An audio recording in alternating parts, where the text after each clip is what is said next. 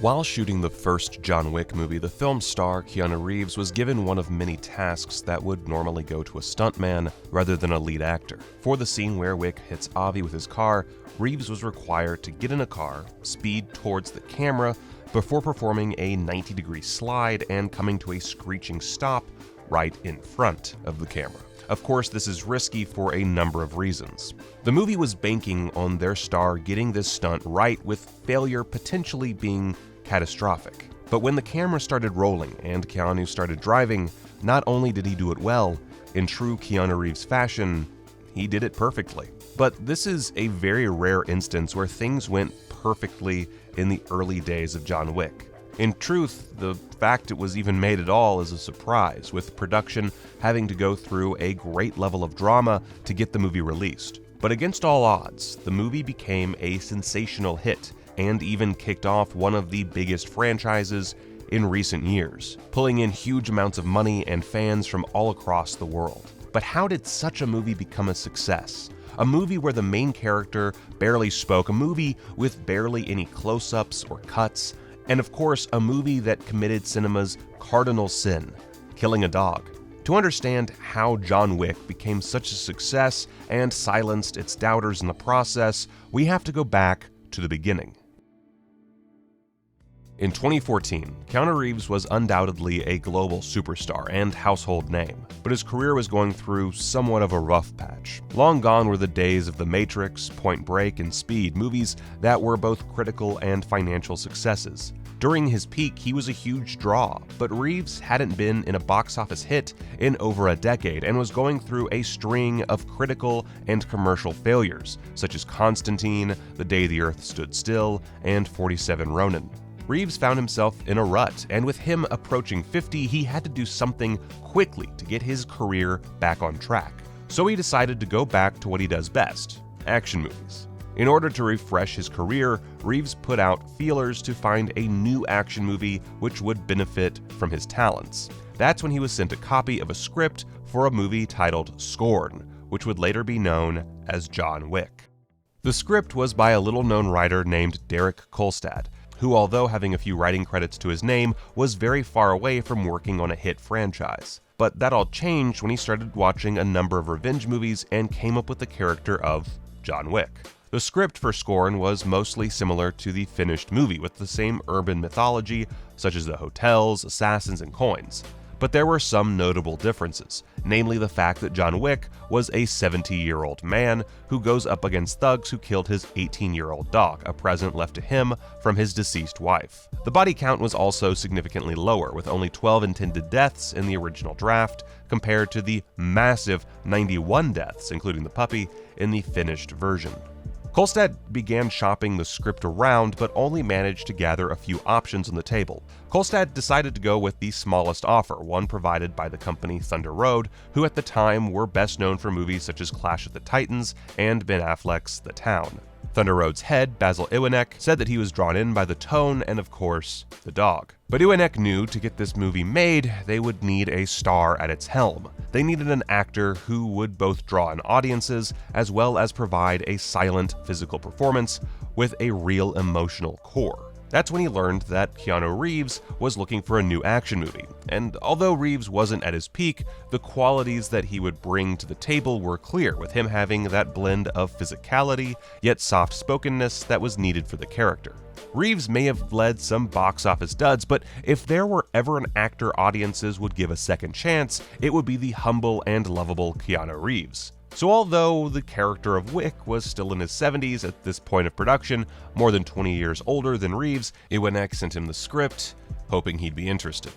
Of course he was, falling in love with the script almost instantly.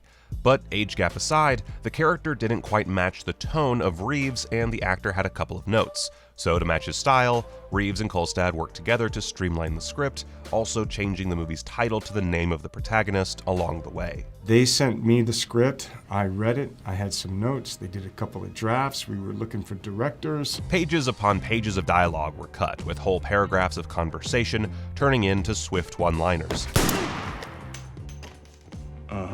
It quickly became apparent that John Wick needed Keanu Reeves, and Keanu Reeves needed John Wick. It is this marriage that would become essential to the movie's success. Now that the movie had its star, they needed to find a director. But all the directors Thunder Road brought in wanted to make one fundamental change. They didn't just want to kill the dog, they wanted to kill Wick's whole family. Believing that they were missing the point, Iwanek and Kolstad kept up the search. That's when the casting of Reeves really started to pay off. Reeves already had an idea on who should work on the stunts and choreography, his old Matrix colleagues Chad Stahelski and David Leitch, who worked in the stunt department. We met on the Matrix, working with the Wachowskis. I think there's a lot. I mean, we both went to Huge Wachowski film school. Yeah. The duo were looking to direct their own movie, so Reeves sent them the script to take a look. In the back of my mind, I thought that it would be to their taste. And I know that Chad and David were looking for a project to direct. They were immediately interested, quickly taking the script into their own hands and pitched Reeves a slightly altered vision. They tweaked the mythology and changed Adrian Palicki's character, who was originally meant to be a man, to a woman. She's pretty wicked, but she's fighting John Wick. She doesn't stand a chance. But the big change they wanted to make was changing the old dog to a puppy. According to Stahelski, they chose a puppy as they wanted to manipulate and shock the audience. Reeves was excited for their vision, and things started to move into place.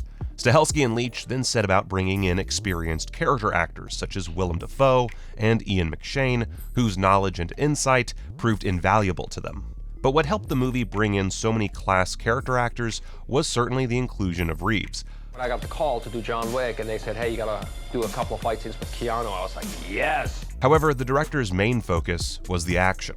Working so long on action movies and in the stunt department, they wanted to make sure the action was what told the story as well as fleshed out the characters. They also brought in martial art experts and choreographers who became extremely influential to how the fight scenes turned out, as they would all collaborate together to make something entirely original.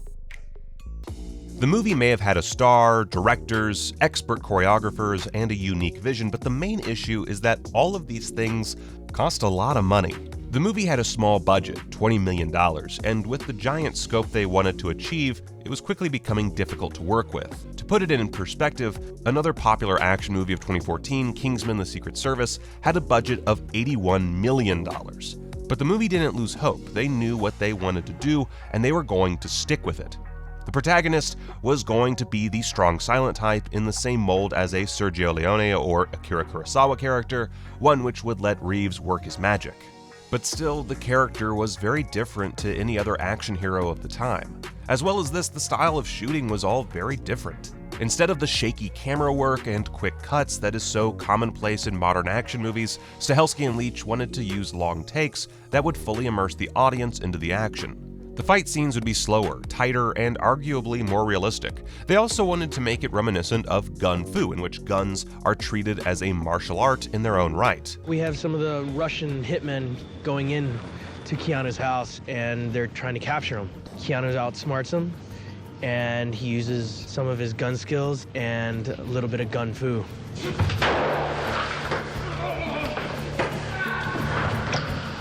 The producers also wanted to make a car a weapon, coining the car scenes as car fu. In order to pull off their action vision, Stahelski and Leitch had to do a heavy amount of preparation in pre-production, as they heavily choreographed each scene and even brought their camera crew in for rehearsals. But there were no assurances this would sit with audiences. Jiu-jitsu doesn't always come across well on camera, and the coordinators were worried that audiences who were more accustomed to fast-paced action would find it dull.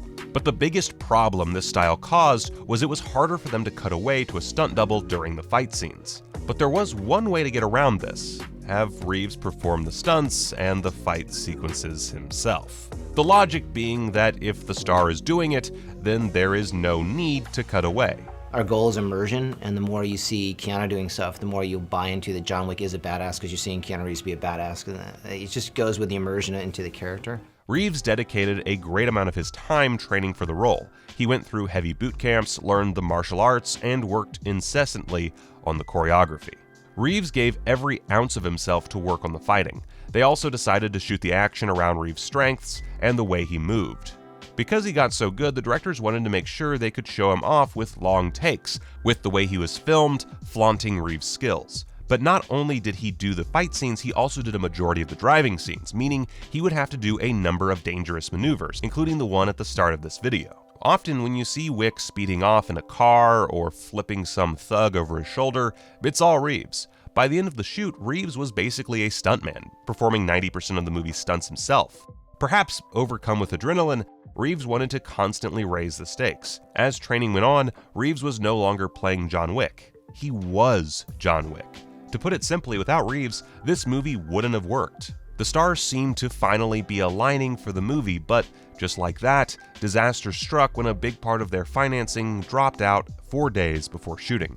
Iwanek was ready to pull the plug on the movie, but his lawyer warned him that doing so would cause several lawsuits. They had to shut down twice during pre-production and quickly found themselves in a race against time to film in a number of locations, including New York, which is infamous for its stringent rules. For the movie to work and for the mythology and aesthetic to make sense, filming in New York was essential. So everything had to be shot right away and on the spot. There was no margin for error, no time or money for a different angle or to do anything else. They had to capture it the right way or it would be game over. Even when Keanu Reeves came down with the flu, they couldn't stop shooting, so Reeves had to perform the infamous nightclub scene, one of the most complex sequences in the whole movie, while having a fever of 104 degrees Fahrenheit. At this point, the movie was being held together by a thread. Along with the fact Reeves was sick, the nightclub scene, also known as the Red Circle, was difficult for several reasons. Firstly, the fact that the body count was so high and there were so many sprawling action sequences that it needed to be expertly choreographed. But the main issue was the location itself. In the end, they had to do a match cut, having the stunt double actually free fall to the ground from 4 feet above the floor. In camera, we pick the stuntman up off the ground on a wire, match his position in the air, and then release him and drop him to the floor.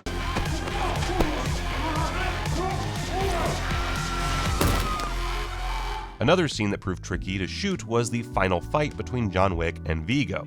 It was again extremely choreographed, but the fight was also shot on location in New York during winter, which New Yorkers will know isn't a pleasant experience. But after a grueling and hurried shoot, they went away with the footage that they needed and hit the editing room. But that posed another problem: the tone. They had to get the tone right in order for the whole movie to work. Too dark and the audience members might walk out, too light and people might laugh them off. Wick's motives also had to be relatable. The first few cuts of the movie were considered too dark and they were struggling to find the right balance. The rough cut also sat at a bloated 140 minutes, meaning that almost 40 minutes worth of content had to be cut down to hit the final runtime of 101 minutes. But in a bizarre moment, which the team can't even explain, the stars again aligned, and they happened to land the perfect tone, inexplicable as it may have been. Their main goal, though, was just to have people stay for the movie. If they did that, they would have succeeded. So when it went to test screenings, they were obviously nervous. But the test screens went smoothly, with the audience laughing in the right spots, gasping in others, and, most importantly, no one left the room after the dog died. This was a promising sign, but nothing was certain, and they still had their reservations. Despite the decent feedback, the team's hopes were still slim. When they shopped the movie to buyers, there was very little interest. A number of studios passed on it, and it looked like the movie well and truly might be dead. But finally, an offer came to them.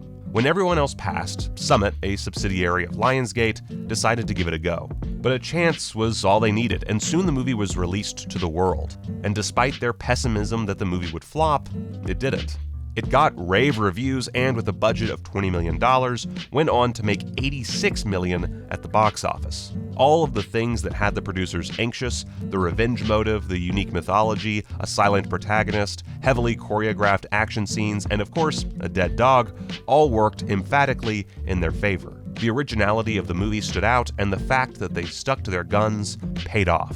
The sequel was quickly put into motion and given a budget of $40 million, twice the size of the original movie's budget, and in turn was a success. They kept to their roots, but went even bigger and bolder than the first movie. Reeves had already trained extensively for the film, but to provide even more forms of action sequences in the sequel, he underwent a new training boot camp, where he practiced for months to be ready for the sequel. It was also Reeves who insisted on bringing the infamous pencil scene to life. One of the hardest sequences to shoot in the sequel was undoubtedly the mirror sequence, which took months in preparation alone. And of course, not only did the action get bigger, but the body count did too, with Wick's kills rising to 128. The reviews were strong, arguably even stronger than the first movie. That quickly spawned a third film, which did even better at the box office, even knocking off Avengers Endgame from the top spot. In a movie industry populated by superhero movies and box office successes like the MCU and the DCEU, Wick was holding their own amongst the big boys.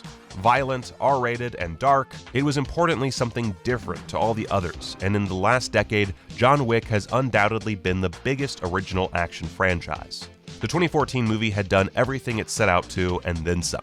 Not only did it refresh Keanu Reeves' career, it again made him one of the hottest properties on the market. Also, not only did the directors achieve their goal of having people sit through the entirety of the movie, they launched a franchise. A franchise where almost every action movie post John Wick would follow the benchmark left by that movie.